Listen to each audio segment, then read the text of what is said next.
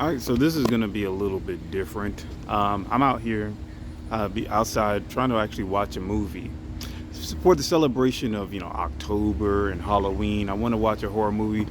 I saw this movie called Smile that just came out in theaters and had some pretty good reviews on IMDb, and also what's that other place that has tomatoes? I forgot it's called Fresh Tomatoes or something. I forgot what the actual website called, but it has good reviews, and it's pretty much, from what I'm gathering, it's like this evil entity that that possesses human beings, which immediately makes them kill themselves or something like that. Some weird evil entity that no one can actually see, that's invisible, that torments people and eventually possesses them.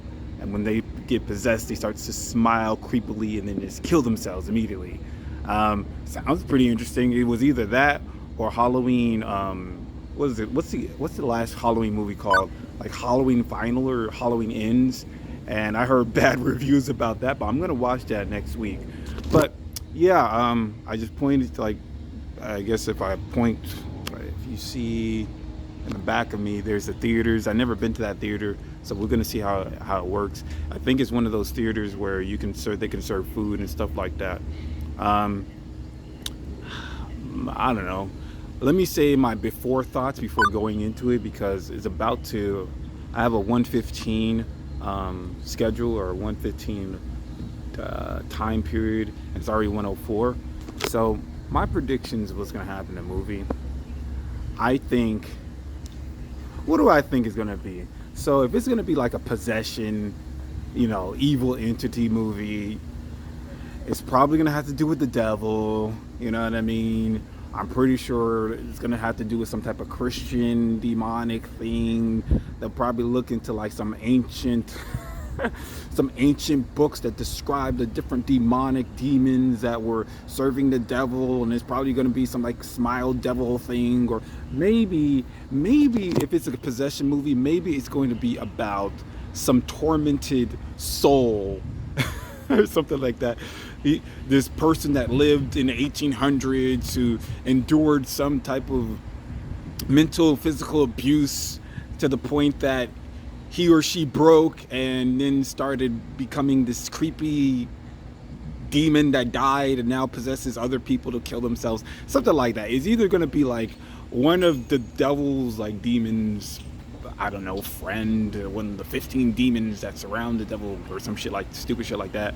Or it's going to be like a possession movie where there's something happened 50, 100 years ago with some people, and he or she killed herself before, and she smiled before she killed herself or something. So now she's like just hunts people who have similar stressors or abuse, and then just, I don't know, motivates them to kill themselves or something. I don't know. I'm trying to figure out.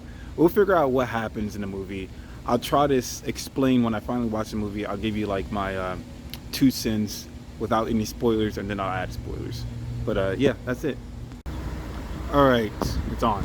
All right, so I just finished watching the movie called Smile. It was like 2 hours long, an hour and 55 minutes long. And my first impressions, it's a really good horror movie. It has a very interesting and distinct musical score and sound effects that's sort of reminiscent of like the 80s. I don't know, it's like they have this odd and unusual like sounds to create like tension, or to get you riled up in a way. And there's a lot of jump scares. Not a lot. Well, yeah, there are. Some people say they don't like jump scares or whatever, but I don't think that it was overused. I thought it just really was just a horror movie.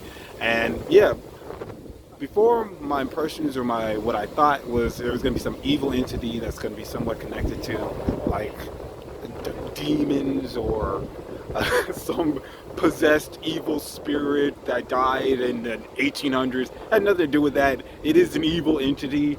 They never really go into depth of what was to create the inception of this entity, how it became evil and make people kill themselves. But yeah, I'm not going to try to spoil the movie. I'm not going to try to spoil the movie at all.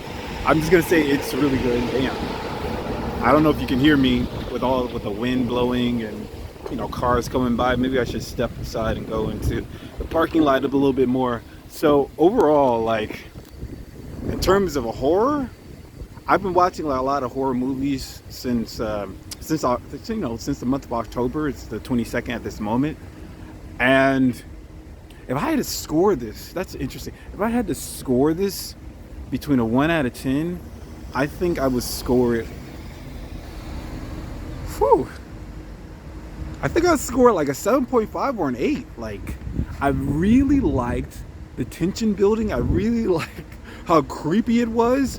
I haven't been into a theater for a very long time, and I do feel like the audio and then the intensity of the sound, so you hear every little sound effect to the like a higher volume. So any jump scares, any like strong, surprise jump scares is gonna like make you, I don't know, shake a little bit, Even I'm a person that like watch horror a lot.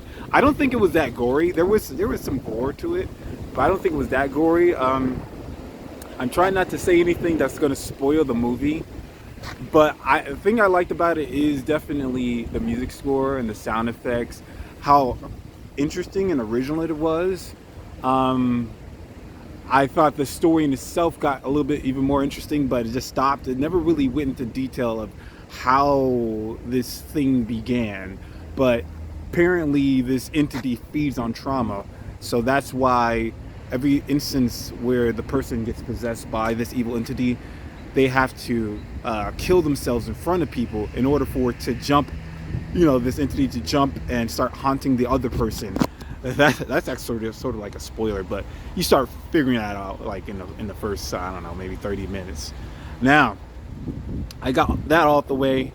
Now let's talk about spoilers. If you don't want to be spoiled by the movie, I think this is time to turn it off. But I can't really think of anything I can spoil that I want to talk about.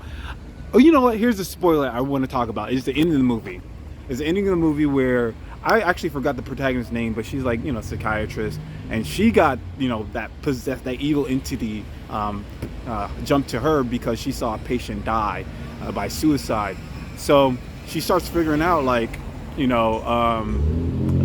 like a trace of this suicides that have been happening where one guy got committed suicide and someone watched it, and then a couple of days later that person commits suicide in front of someone, and there starts to become a cycle. So she tries to break the cycle by going into like her former house where her mother died from, I don't know, suicide. I think she like overdosed on pills or something like that. And she tried to like lock herself in and not tell anybody where she is, because if she dies or gets killed, it won't be passed on to another person.